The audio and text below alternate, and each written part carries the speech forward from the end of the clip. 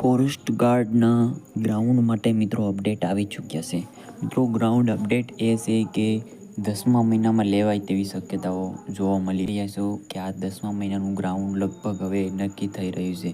મિત્રો ફોરેસ્ટના અપડેટ ઘણી મિત્રો રાહ જોઈ રહ્યા હતા.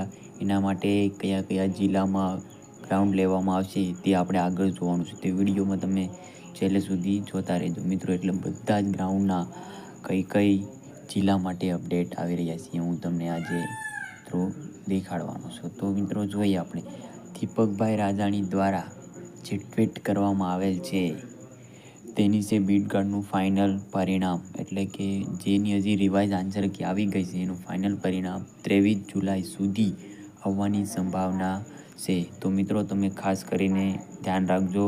ઓક્ટોબરમાં લેવાય તેવી ગ્રાઉન્ડ ટેસ્ટ આ જો દીપકભાઈ રાજાણી દ્વારા જે ટ્વીટ કરવામાં આવેલ છે તેની ગૌણ સેવા પસંદગી મંડળે આ વન વિભાગના સંયુક્ત રીતે ટેસ્ટ લેશે.